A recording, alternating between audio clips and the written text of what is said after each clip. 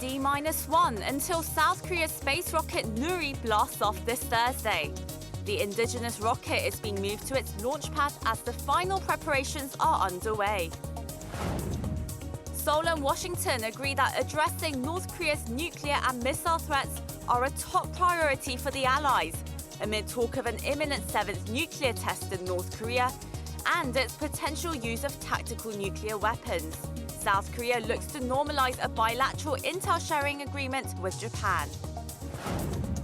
K-pop sensations BTS announced that they'll work on solo projects for the time being. But they say this isn't the end and promise to return better and wiser. Hello and welcome to New Day at Arirang. It's Wednesday, June 15th, 8 a.m. here in Seoul, South Korea. I'm Lee Seung-jae. And I'm Oh Soo-young. Thank you so much for joining us this morning. Over the next hour, we'll be giving you a look at some of the biggest headlines of the day and experts' insights on key issues facing Korea and the rest of the world. A one-day delay was inevitable to South Korea's homegrown space rocket Nuri, which is going to finally blast off on Thursday local time. It's now moving towards its launch pad as we speak. That's right, with the latest very own Han Sung-woo connecting us live at the site at the Naro Space Center in Gohung, Jeollanam-do Province. Sung-woo, how close are we to seeing Nuri grace the skies? We're getting closer and closer, guys. Nuri's launch itself won't take place until tomorrow afternoon, of course. But the three-stage space rocket is now finally hours away from standing proud and tall on its launch pad. It's currently being moved 1.8 kilometers on a carrier vehicle from where it was assembled to where it will lift off on Thursday. The exact time of Nuri's launch on Thursday will be finalized at the Launch Management Committee meeting on the day of the launch after we analyze technical matters related to tomorrow's launchpad rollout, Thursday morning's weather conditions, and other situational and environmental factors. Now, as we all know, Nuri, the launch is tomorrow afternoon, but the transportation to the launch pad was to take place between 7:20 and 8:30 a.m. on Tuesday, but was postponed exactly 24 hours due to strong winds and a bit of rain getting in the way. Addressing the press yesterday, though, the Korea Aerospace Research Institute cautiously concluded they feel good about Nuri's chances on Thursday, with weather forecasts also going the rocket's way. So I think we can keep our hopes up. Well, we'll certainly keep our fingers crossed, especially after the one-day delay. But Sung-woo, assuming that weather conditions are pleasant tomorrow, do you think everything is set for Nuri's blast-off into the skies? Well, there's still a lot of work left for engineers to make sure everything's in tip-top shape before Thursday's liftoff. It's still going to take some time for the rocket to be fully erected, and once that's done, last-minute checks and operations will have to take place. That includes setting up the electric cable that'll connect Nuri to its control room and connecting the rocket to the umbilical cable that will later provide it with fuel and oxidizer just moments away from takeoff on Thursday. That's all I have for now, guys, but I'll be back with more in the later newscasts.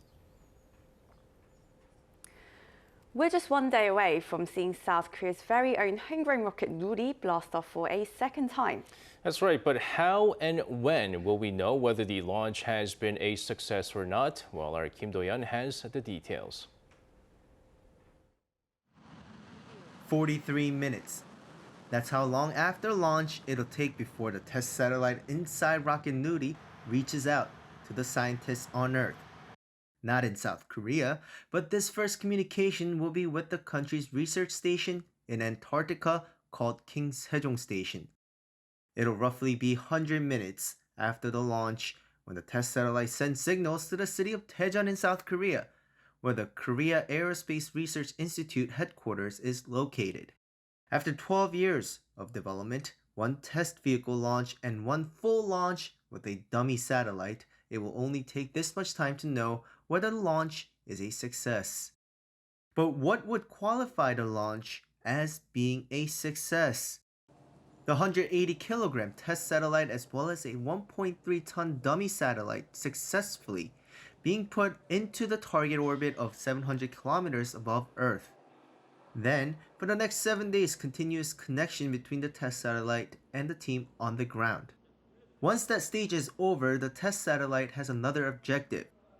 Inside are 4 small-sized satellites developed by university students in South Korea, which will be released into orbit each 2 days apart. The 4 universities being Seoul University, Yonsei University, Joseon University, and Korea Advanced Institute of Science and Technology. These 4 will have their own roles to observe the Earth and its atmosphere. We're developing a 30-centimeter cube satellite to observe fine dust over the west coast of our peninsula. The biggest objective is to receive GPS signals in space to measure the atmosphere. University students, the nation's aerospace scientists, and private companies. No matter which South Korean organizations they belong to, they all have one thing in common: to make this launch historical. 김도현, Arirang News. South Korea's top diplomat says Seoul and Washington will push for fresh UN Security Council sanctions against Pyongyang should the regime conduct its 7th nuclear test. Speaking to reporters on Tuesday, Foreign Minister Park Jin said that he and his American counterpart agreed on the need for a stronger response to North Korea's continued provocations. Park also reiterated that the allies are still open to dialogue with the North. Meanwhile, Undersecretary of Defense for Policy Colin Carr said on Tuesday that Washington has not yet made a final decision on how to respond to any future North Korean nuclear test, but adjustments will be done in consultation with Seoul and Tokyo. The comments come a day after America's top diplomat warned of adjustments to the US military posture.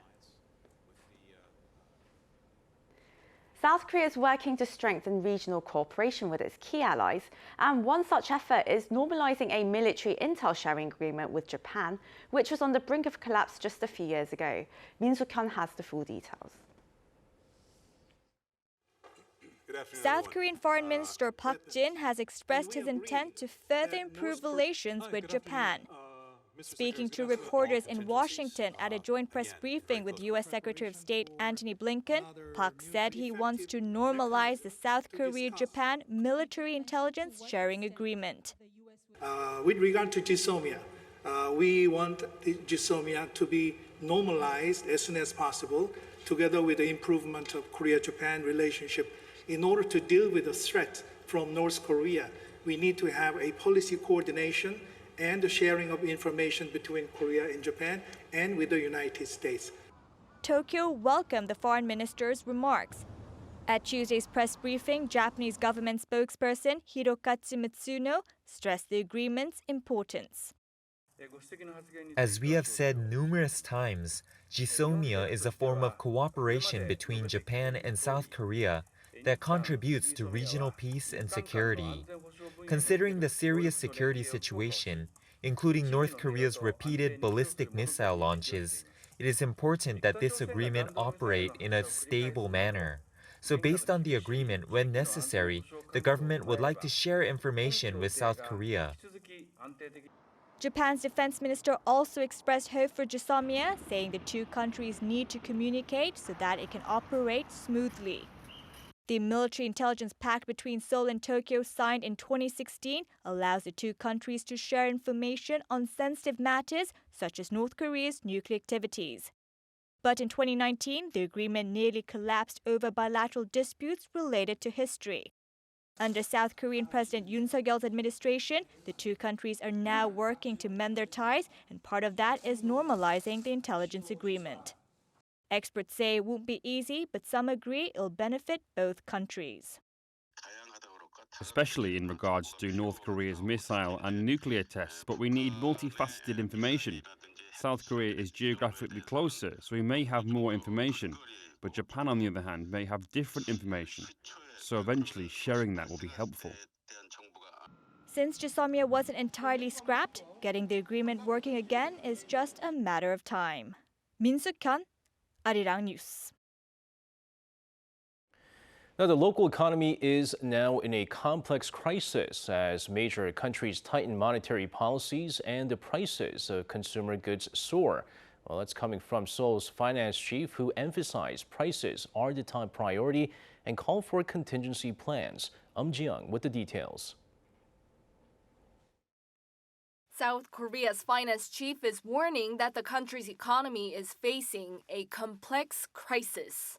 Finance Minister Chu Kyung-ho on Tuesday held an emergency meeting of senior economic officials and said what's even more concerning is that the crisis is likely to last for a while.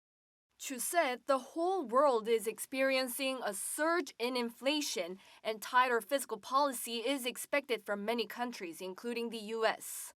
South Korea, he said, is not an exception, and market volatility is rising with the possibility of bigger Fed interest rate hikes ahead. Chu urged officials at the meeting to try to limit instability in the foreign exchange and other financial markets. He also noted that the contingency plans for the financial markets should be prepared so that they can be put into action immediately if needed. Also, regarding inflation, Chu emphasized that the top priority is to stabilize prices and people's livelihoods and pledged to come up with policies to tame prices using all means. The country's consumer price index last month spiked by 5.4% from a year ago, the steepest rise since 2008 during the global financial crisis. And that looks likely to continue for a while, according to major economic organizations. The OECD, in its latest report, has raised its inflation outlook for South Korea this year to a 24-year high. As part of an effort to tackle the economic crisis, the government is to announce the direction of its economic policies on Thursday. Ji-young, Arirang News. In the meantime, unionized truck drivers here in South Korea will return to work from Wednesday after a week-long strike. Truckers and the Transport Ministry reached a deal on Tuesday to keep the safe trucking freight rate system, which guarantees minimum freight rates for truckers. The system was set to expire at the end of this year, but the union has been demanding an extension to help the industry cope with surging fuel prices. Discussions are ongoing over expanding this system beyond the transport of containers and cement to other cargo items. The ministry said they will consider increasing fuel subsidies for drivers. The cost of the strike in terms of logistical disruptions has been put at some $1.23 billion.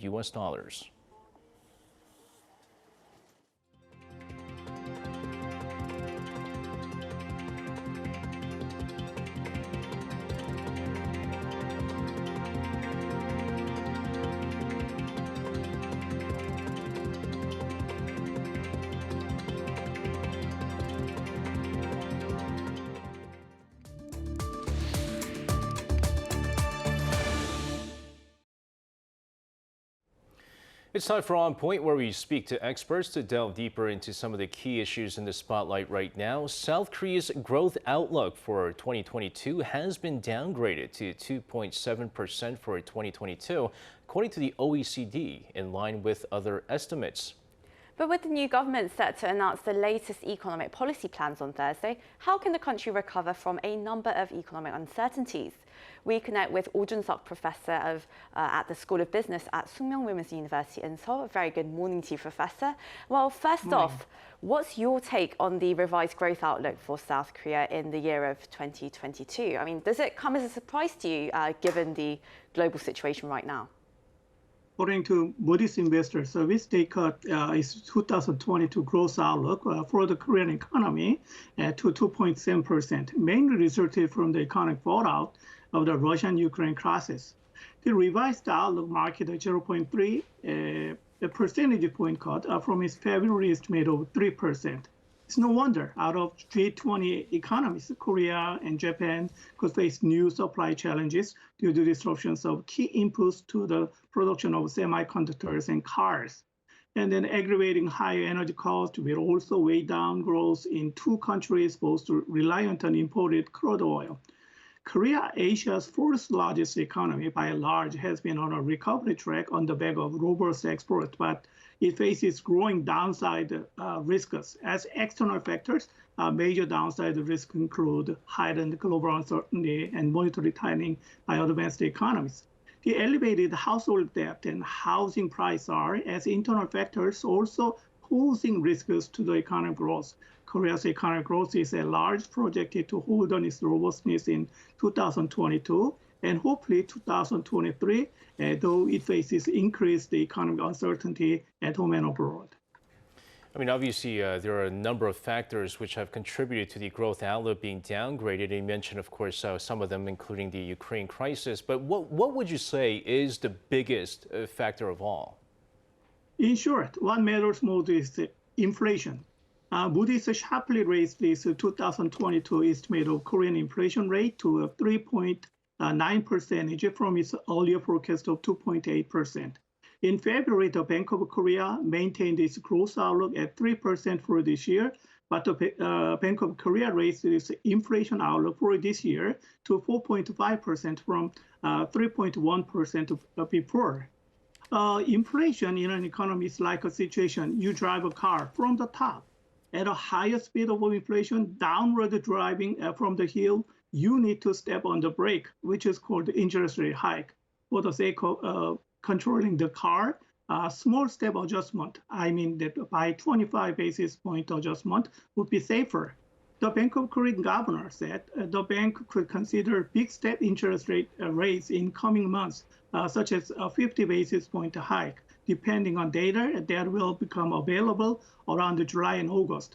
The Bank of Korea expects the economy to grow 2.7% this year, down from its earliest forecast of 3%, and slowing from an estimate of 4% for 2021.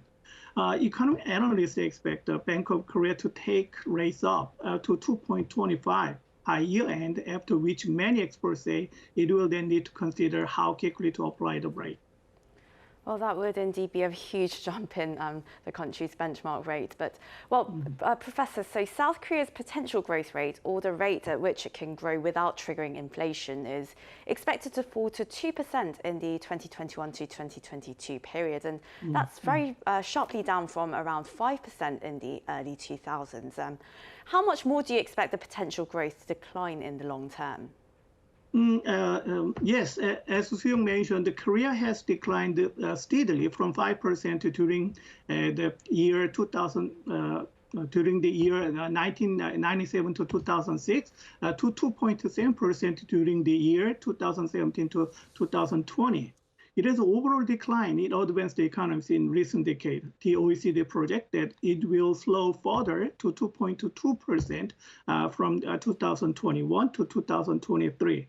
In addition, the Bank of Korea has a bit of more pessimistic, with its estimate of 2%.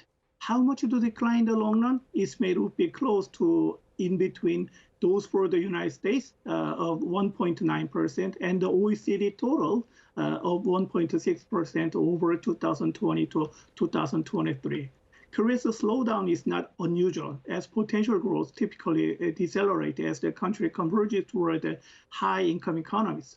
The reason of declining potential growth rate is reflecting the nation's aging society, slowing capital accumulation, and changing job market. Such factors as total factor productivity, capital accumulation, and labor hours and employment per decade are taken into account. It seems apparent all areas expect employment rate have been declining in recent decades. Since there is a limit to supply in labor and capital, Korea must boost its total factor productivity to nurture its growth potential. Certainly does seem like the new government has a lot of tasks at hand here. But speaking of which, the new Yoon administration set to announce new economic policy plans on Thursday, with a focus on revitalizing the private sector and seeking deregulation. What kind of policy changes do you expect from the new government? Grand transformation into private-led economic growth. Finance Minister Chu Kyung-ho commented on the external uncertainty, which involves the slowdown in global economic recovery and projected high inflation worldwide. That is a comprises of the complex economic crisis. In consideration of the critical situation, the government is mapping out 5 major directions. The first direction would be a change to the private sector-oriented economy via drastic deregulation and overhaul of the taxation system. And the second would be structural reformation of 5 core sectors: public, labor, education, finance, and service, aiming at upgrading the root of nation's economy. For the third, preemptive measure against the digitalization and demographic change, the fourth would be the bolstering of social security for the underprivileged and restoring a ladder, which would make it possible for those in the low-income bracket to become a middle-income or high-income earners. And the last is to stabilize the consumer price and household living conditions. Among these five directions, Finance Minister Chu Kyung-ho said the lifting regulation would be at the core.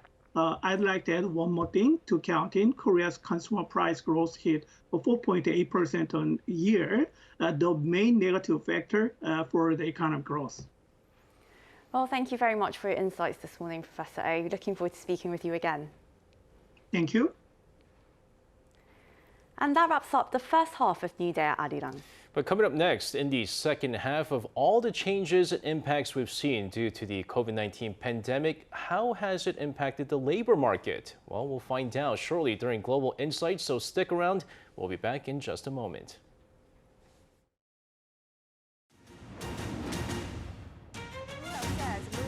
South Korea's experience in tackling COVID-19 and introduced a Korean survivor of Japan's wartime slavery met with extraordinary climate crisis and pledged to work with the EU to tackle the challenge. The objective of its North Korea policy is protesters gathering across the country to peacefully demand an end to hate and violence. Arirang, what matters?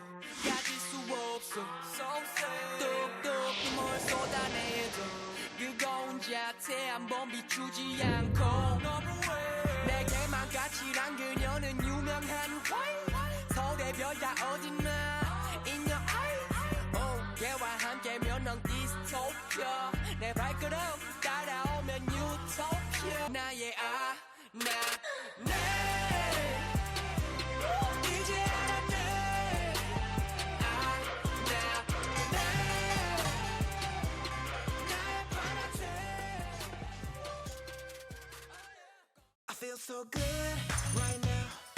Maybe I had a drink or two, but this somehow feels like it's forever. All my friends are here having fun and feeling good. But right now, maybe this is forever. All my friends are here having fun and feeling good. Right now, forever.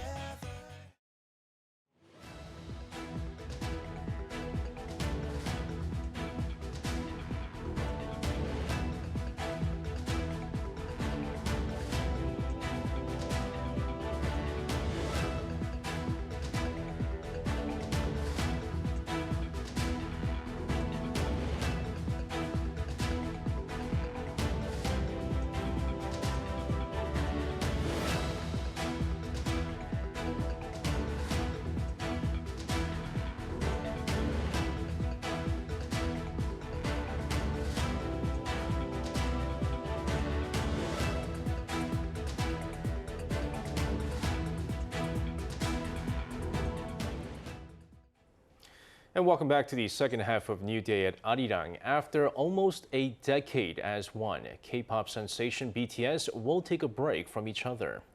The very surprising news came in a video released on social media Tuesday, where members gathered to celebrate their 9th anniversary. Members reminisced about their rise to fame, but also agreed that they needed time to step back and mature as individuals during their candid talks on the challenges they had faced during the journey. To do this, the boy band announced their desire to put group activities on hold and pursue solo music careers. The group called the move an important stepping stone to begin their second chapter and promised fans they would return as one.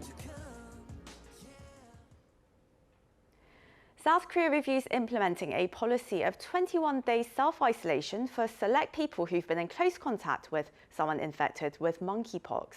The country is also working to import treatments and vaccines. Kim Ji-yeon with the latest. South Korean health authorities are taking steps to prevent an outbreak of monkeypox in the country. The Korea Disease Control and Prevention Agency said Tuesday one of those steps includes introducing a system to prevent and treat patients and those they've been in contact with. Those that have been in close contact with an infected person will be divided into 3 categories of high, medium, and low risk groups. Those that are in the high-risk group that have had sexual relations with a confirmed patient or are living with them could be placed in quarantine at home for up to 21 days.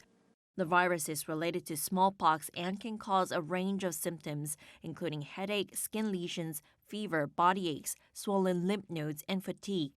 Authorities said they're also trying to import a first batch of the monkeypox treatment tecovirimat next month that'll help treat some 500 people. We're taking steps to import the antiviral drug for 500 people during July. Those that have contracted monkeypox will receive treatment at the National Medical Center until their infectivity has dissipated. Once monkeypox patients are admitted to the facility, they may have to stay until they're no longer contagious. The agency said it's currently in discussions with manufacturers to bring monkeypox vaccines into Korea. It's also working with the emergency services to implement effective response measures when transporting an infected patient. The KDCA is also working to work with animal-related agencies to prevent the spread of the virus via household pets or wild animals. Meanwhile, the country's environment and agriculture agencies have strengthened guidelines so that they can alert related ministries of unusual overseas imports of primates and rodents from the African continent. Kim Ji-yeon, Arirang News. Now, the world's top biotech companies are gathering in San Diego for the Bio International Convention. Samsung Biologics, which has a facility for making mRNA vaccines, is among them. Now, the South Korean firm is even offering visitors a virtual tour of its factories. Lee Si-hoo has the full story. South Korean biotech companies are taking part in the 29th Bio International Convention hosted by the U.S. Biotechnology Innovation Organization. The convention, held in person for the first time in 3 years, is taking place from Monday to Thursday this week in San Diego, California. A total of 1,140 companies are at the convention, with over 15,000 visitors expected to attend throughout the week. The Korea Trade Investment Promotion Agency, or KOTRA, is promoting South Korean biotechnology at the convention, and South Korean firms such as Samsung Biologics, Celltrion, SK Pharmteco, and Lotte Biologics are also present. The booth run by Samsung Biologics is based on the theme Infinite Possibilities. Well, we're very excited to be at Bio International 2022, especially because it's the first real face-to-face event since Corona. And we're excited to meet with our clients, our partners, and really establish not only networking, but our brand presence as a global CDMO. At the booth, visitors can see how biopharmaceuticals are developed, and they can use virtual reality to take a virtual tour of the Samsung Biologics factories. A sustainability wall also showcases the company's activities and plans to lead sustainable biopharmaceutical manufacturing. Visitors were impressed with such innovations. There's really something new that I couldn't expect that Samsung was working with. I think it's the next stage of technology, isn't it? Samsung Biologics saw its operating income increase by 83% in 2021 and will open its 4th factory later this year. That factory is a super plant where the development of cell lines as well as production of the final biopharmaceutical product can happen all at one place. It also has systems for the production of mRNA vaccines. Lee Si-hoo, Arirang News. Pet fam is a new expression becoming popular here in South Korea. Well, it refers to those who consider their pets as family members. With around 30% of South Koreans now raising pets, one question arises. Is South Korea indeed pet-friendly? Where our Song Yoo-jin went out to find out the answer to this question. 15 million. That's the number of pet owners currently in South Korea. With this number growing year by year, is South Korea pet-friendly enough to embrace pet owners and their furry friends? Owners say things have gotten much better than in the past, both perception and service-wise. I think the perception towards pets has improved a lot. For example, people now ask for permission before they pet my dog. I feel that people are much more welcoming to pets. I think it has become much better to raise a pet. Nowadays, there are a lot of cafes where pets are allowed and even venues like dog swimming pools. As a pet owner myself, it was hard to find places for both my dog and me to enjoy when I first got him 8 years ago. But now I have a wide range of options to choose from. Now, there are also cafes where both pets and their owners can enjoy delicious food and drinks. Yet there is still room for improvement, especially in terms of housing. One of the biggest difficulties with raising pets in South Korea arises from most people living in public housing, like apartments. There are some animals that make sounds or are very energetic. Owners of these animals often face complaints and conflict with their neighbors. To solve this problem, so-called pet-friendly houses are being specially built across the country. They aim to create a comfortable living environment for both humans and animals. There's a separate door that allows pets to freely enter the bathroom. Before, I couldn't open up the window because I worried that my dog's barking would bother other people. But in this house, ventilation is possible without opening the doors. I think it's very convenient to live with a pet here. Currently, just over 10 pet-friendly residences have been constructed, including studio apartments, and houses, but more will come in the future. Pet-friendly houses also take into consideration the animal's physical health and mental well-being, so I expect more of these houses will be built and serve a useful purpose. Through these efforts, South Korea will become more pet-friendly in the future. 송유진, Arirang News.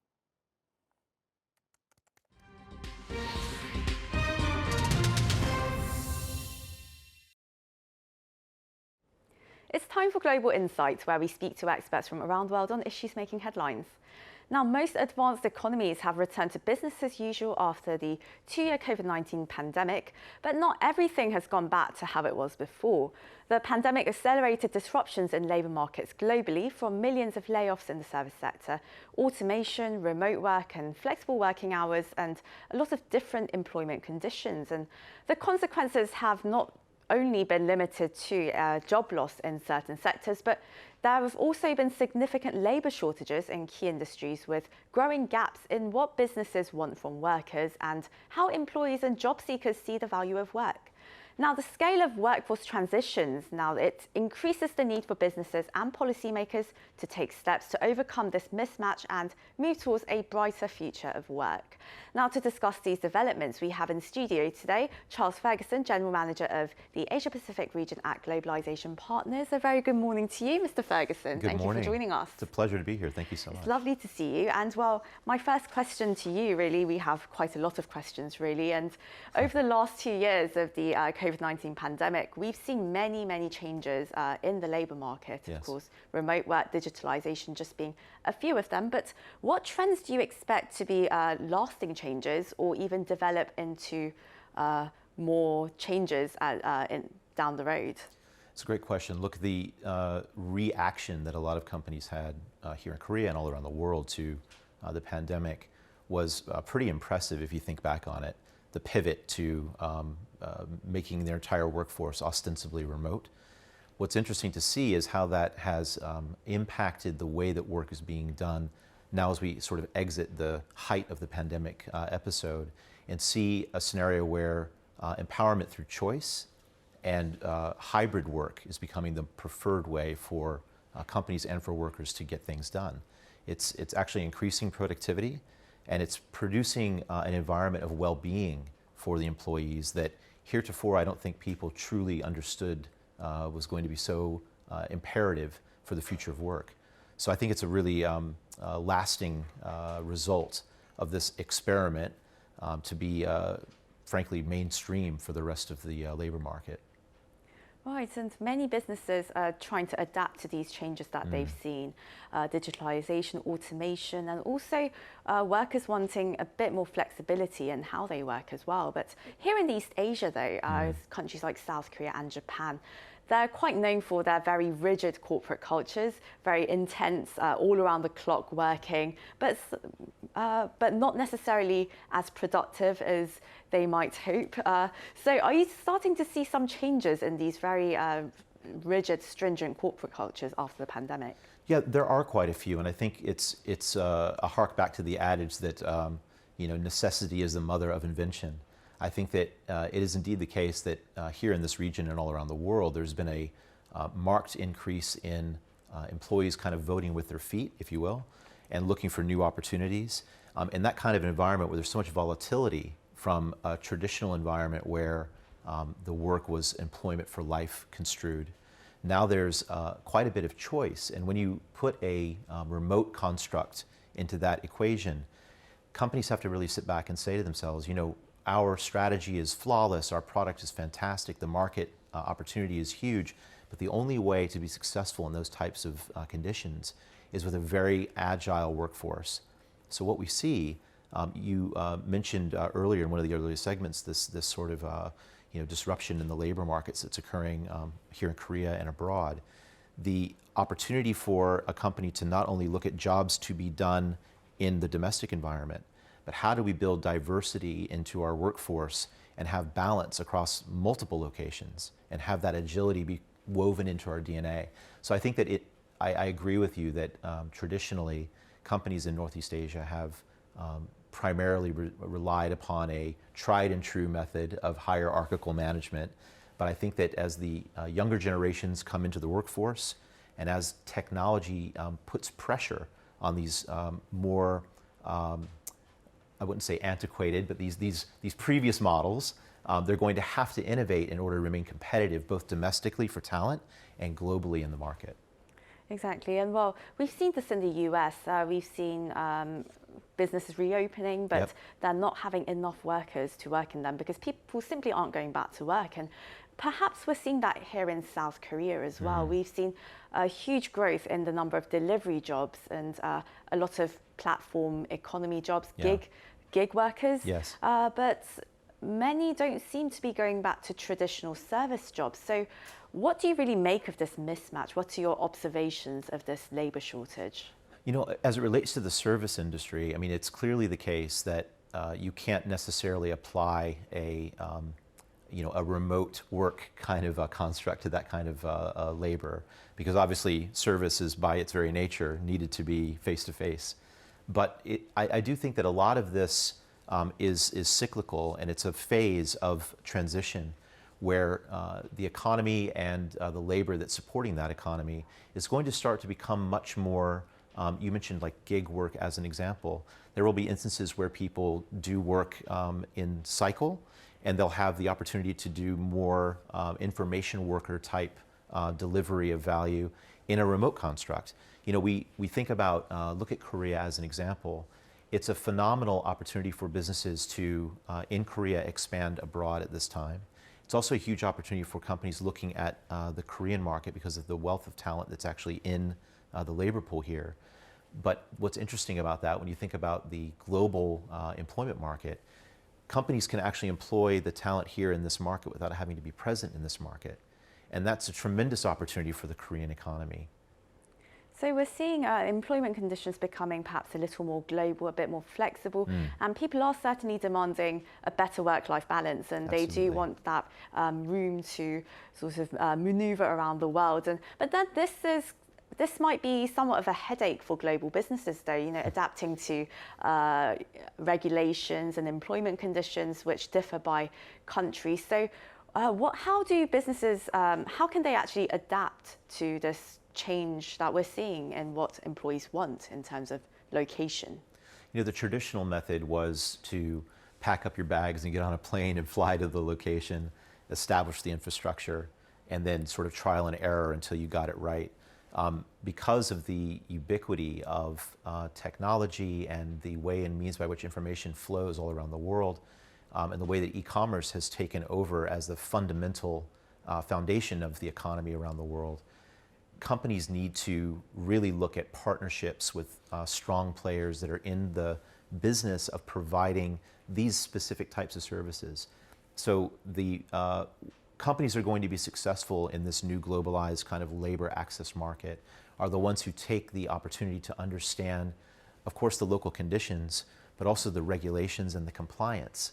If you think about a business's investments as they look at how they're going to expand and scale their growth in the business, the number one expense, which is a reasonable expense because we all want to work, but it's 70% plus is into the labor costs of the business. So that means, of course, that you have to be very judicious and very careful with how you make that investment, but moreover, how you manage it. And that's where that compliance angle really comes in. So partnership with a good, locally present business that's in the job and in the business of taking care of HR machinations is paramount to success.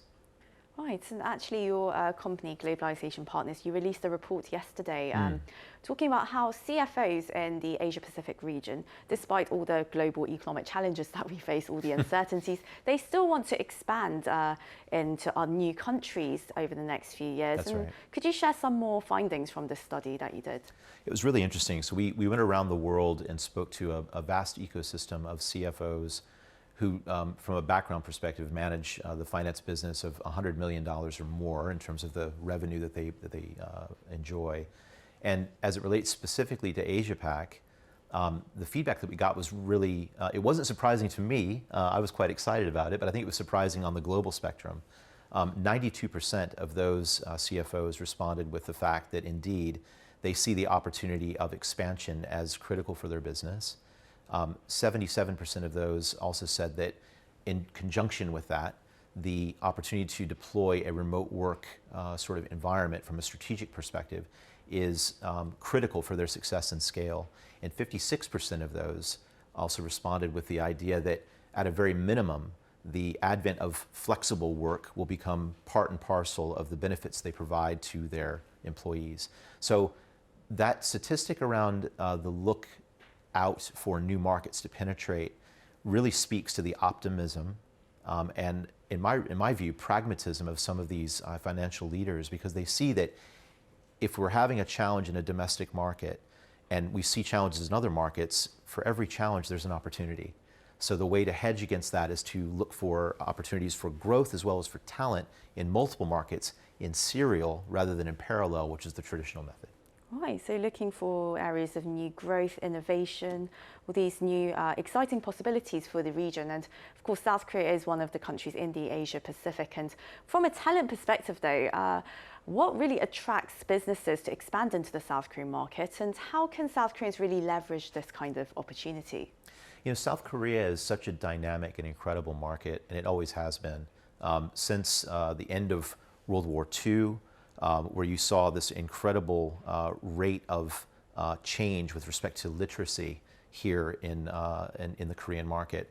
And the way that the people and the government have focused in on not only developing a culture of learning, but a culture of curiosity and innovation. As you look at what's happening now in the Korean sort of global spectrum, it's very obvious that artificial intelligence and digital transformation and general sorts of access to bleeding edge technologies are born and bred here in this marketplace. So that attracts not only businesses that are interested in those specific areas, and I mentioned AI and digital transformation and telecommunications, mobility, and silicon, but it's also the ancillary industries around that. So indeed, it is the case that companies want to tap into that talent. They want to explore those specific verticals as it relates to this market. But moreover, Korean businesses also are taking these amazing innovations and these learnings and taking them all around the world, almost like ambassadors of innovation and growth. So there are ecosystems that can support that. And that's why this market, for me and for my company, is such a dynamic and important market for us to invest in. Well, it wouldn't be an exaggeration to say that South Korea, its secret to its huge economic growth over the past few decades, that has been down to its brilliant human capital, I believe. And 100%. And in going forward as well, managing human talent, capital, it's it's going to be vital to any business's success. And in terms of doing that, I believe there are some technologies that companies like yourself are adopting and using. And could you tell us what HR tech really is and what future you see for the technology? Yeah, the interesting thing about the way that HR has started to evolve, historically, it was viewed as sort of a management science around personnel and administration, right? And what's fascinating about it now, particularly I think it's been accelerated by what's happened through the course of the pandemic, is that people realize that managing the asset of the human capital and automating process around that to enable scale at a rapid pace is the way of the future. I mentioned earlier that this is your most critical investment in your business, regardless of your size, whether you're a large business like Samsung or you're a small startup here in Seoul who's looking to go abroad. The only way to be successful is by effectively managing, nurturing, and growing your talent. So the science of that and the art of that management is predicated upon your ability to gain speed and efficiency. And the way to do that is with a tool, and the tool is technology. So we're seeing platforms like what we bring to the market, leveraging things like artificial intelligence, like machine learning, like robotic process automation, which takes, heretofore viewed as rote process or workflow, and automates that so that the experts who used to have to do that stuff manually are now able to take their expertise and apply it to human interaction. At the end of the day, we should never forget that tech is great, but when it comes to HR, it's all about the people. Right, and how do you see the potential of South Korean companies expanding globally, and how are you planning to partner with them? Look, I'm speaking actually this week at the Next Rise conference here in Seoul, which is focused on the startup ecosystem. We see 70% of the businesses that we work with around this region, and certainly it's the case here in Korea, are startup businesses, and the vast majority of them are in software, online services, and technologies. So we look at these businesses and we see kind of the use case of what we do in two different lights. One is, indeed, I want to have speed to market so I can explore a new market before I make the significant investments of going in and really setting up shop. So they'll use our service to hire local talent and then see if there's product market fit. The other way that some startups are starting to leverage this type of a model is to say, we have a dearth of talent in our local market, but by virtue of time zone and maybe linguistic capability, we can broaden our search for talent into new markets. Sometimes those are lower cost, sometimes they might be higher cost, but on average, when you look at the impact to the business, it's all about time to value. How fast can we get to the market and get that talent and retain that talent? And so technology and partnerships are going to enable that.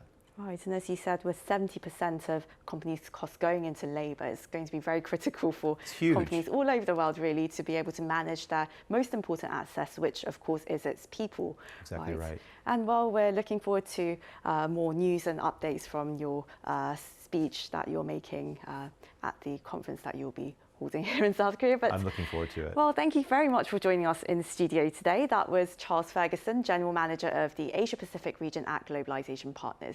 Thank you very much for your time today. Thank you.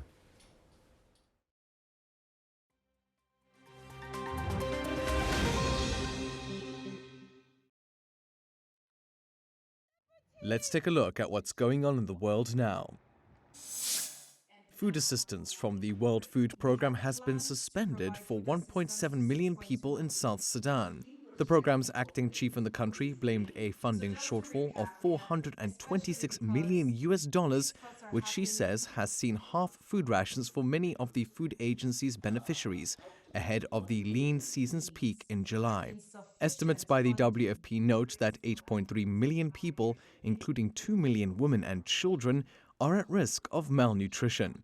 This comes as 3 years of flooding, drought and soaring food prices have negatively impacted South Sudan's food security, with the country facing its worst hunger crisis since independence in 2011. A Cambodian-American lawyer has been convicted by a Cambodian court on charges of conspiracy to commit treason. The court on Thursday convicted Terry Seng and 59 other defendants over their alleged links to opposition leader Sam Rainsy and his failed attempt to return from exile in 2019. Cambodian courts are believed to be influenced by the country's Prime Minister Hun Sen, still in power after 37 years. Seng has denied the accusations and called the trial a sham.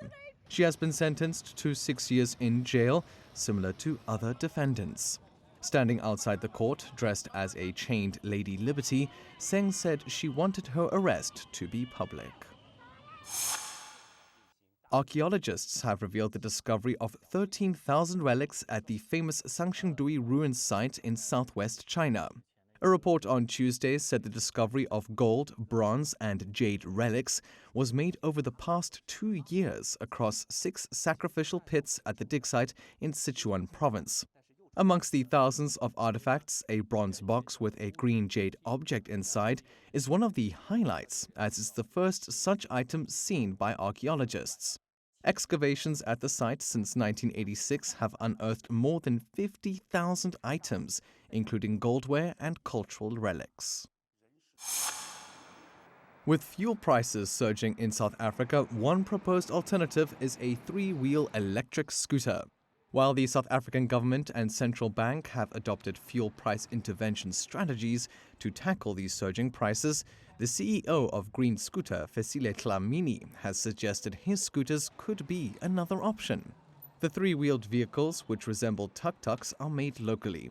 They can be charged using electric sockets, so they are practical as well as environmentally friendly. Since its launch in 2018, Green Scooter has sold or leased 60 of its vehicles. A New York court has ruled that an elephant at the Bronx Zoo must remain there as she's not legally considered a person. The ruling was made on Tuesday when the state's highest court voted 5-2 to reject a call by an animal rights group to release it. The group planned to move the 51-year-old elephant to a sanctuary, claiming that it was being illegally held in the zoo's 4,000 square meter enclosure. The court case focused on the legal principle of habeas corpus, a measure protecting victims against unlawful imprisonment, and whether it could be applied to intelligent animals. The operator of the zoo denied the imprisonment claims, saying that Happy and another elephant are being looked after. Matthew Ashley, Arirang News.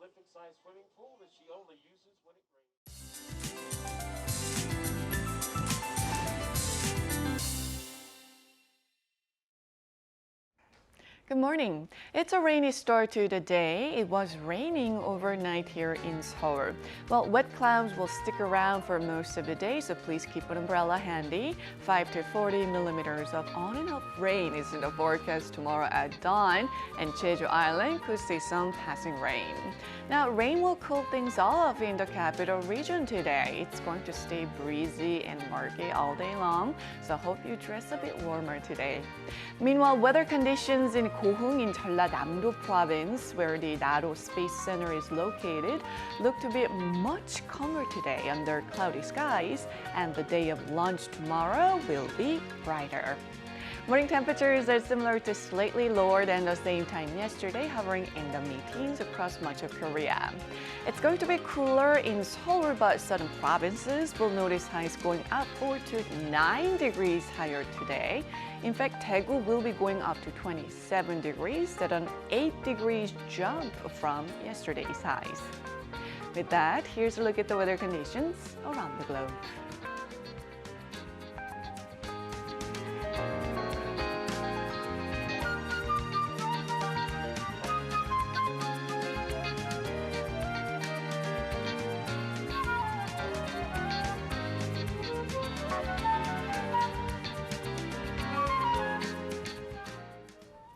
And that wraps up our newscast for this hour, but we'll be back tomorrow for our Thursday's edition of New Day at Arirang. Thanks very much for joining us, and do stick around for more updates throughout the day. Have a great rest of your day wherever you are. Goodbye.